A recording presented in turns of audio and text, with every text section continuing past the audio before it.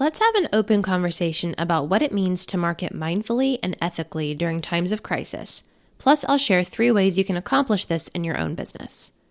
Hi there, I'm Amanda Rosen. And I'm Alex Rosen, and this is Marketing with Moxie, a podcast about sales and digital marketing for business owners and marketers. Twice a week, we'll share tips, tactics, and strategies designed to keep you relevant, visible, and profitable. Let's get to this week's episode. Hey, it's Amanda, and it's just going to be me this week because we're going to have a little bit of a different episode. I want to have an open conversation about what it means to market and sell mindfully and ethically during a time of crisis, when you have a service-based business and when you have a product-based business. Because with everything that's happening in the world right now, it's never been more important to be aware and listen to not only your customers, but to the world around you. Emotions are high and susceptibility to suggestion is as well, which is why tuning in to your customers is so important. It can be hard to navigate what to do, especially if your product or service can actually help during a time of crisis. And with social selling, this has never been more of a concern because social media is utilized to interact with your customers or your clients on a regular daily basis. Platforms like Facebook, Instagram, and LinkedIn exist as a way for your business to establish a relationship with your customers. But as a business owner, it's your responsibility to ensure the communication you put out on those platforms is mindful, whether we're in a time of crisis or not, to be honest, and that it's also respectful of what's going on. Trust is arguably the most important asset you can build into your business. Trust is the foundation of what's called brand equity. If you don't have trust, you don't have a business. Trust is built out of potential clients or customers getting to know you over time by learning what you're about, by seeing you be authentic, and watching you regularly show up and live out your brand values and ethics.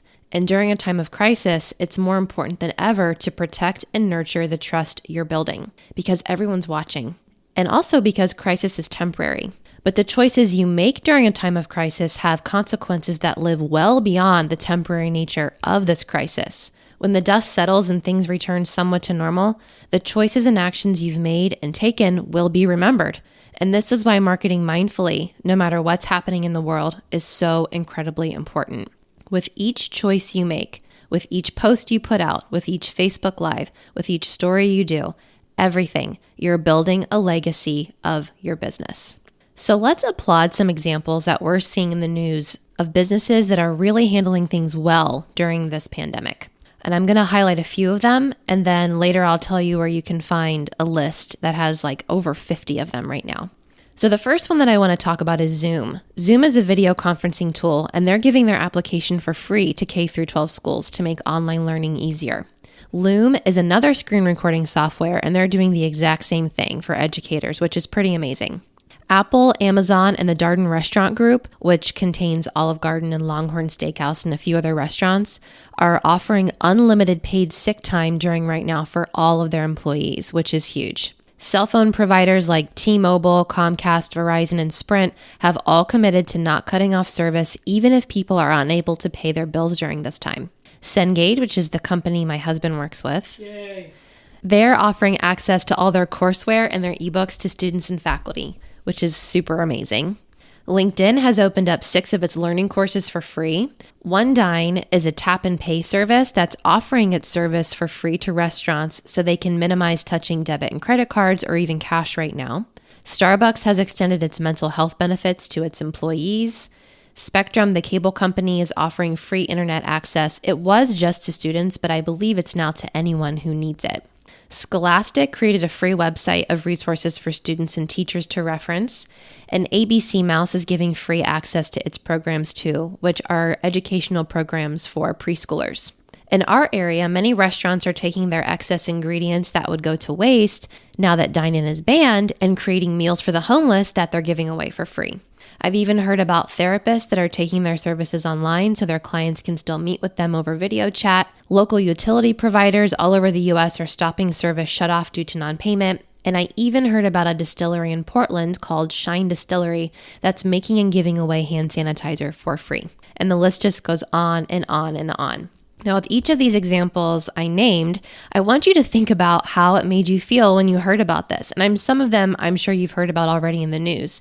And with each example of a business showing up for good to serve, it probably sparked positive emotions for you and made you feel that humanity still has some good people out there. These are ways that we can spread the love, and this is what you should be doing as well.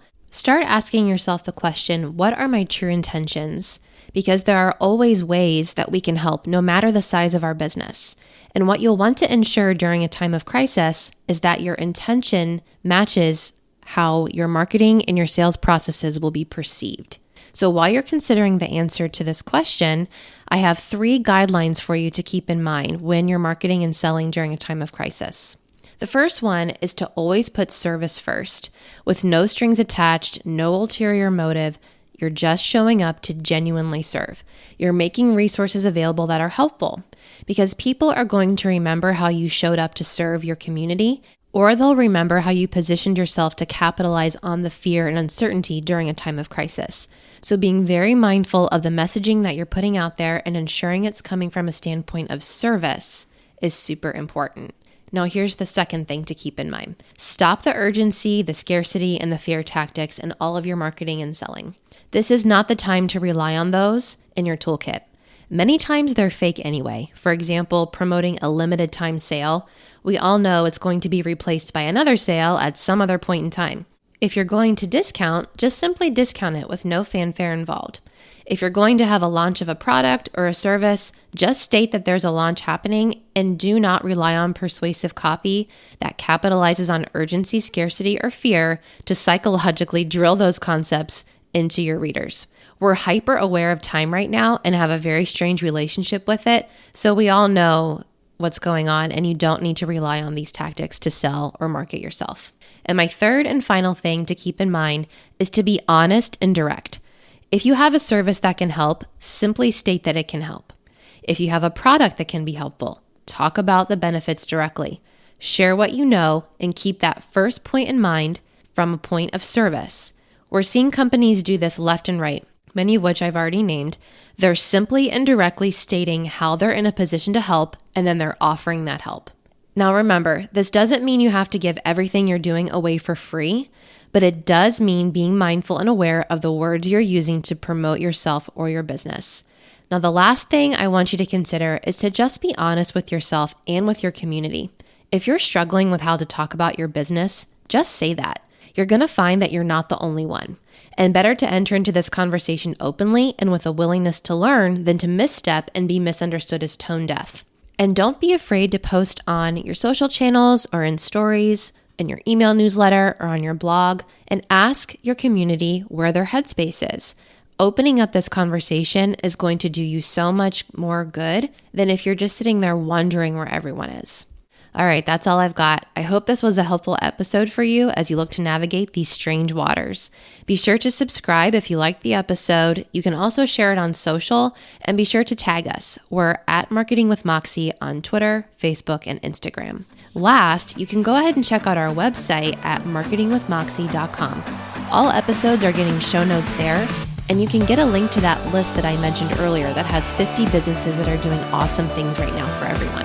If you need some inspiration or you're wondering how you can help during a time of crisis. All right, that's it. We'll see you next time, and thanks for listening.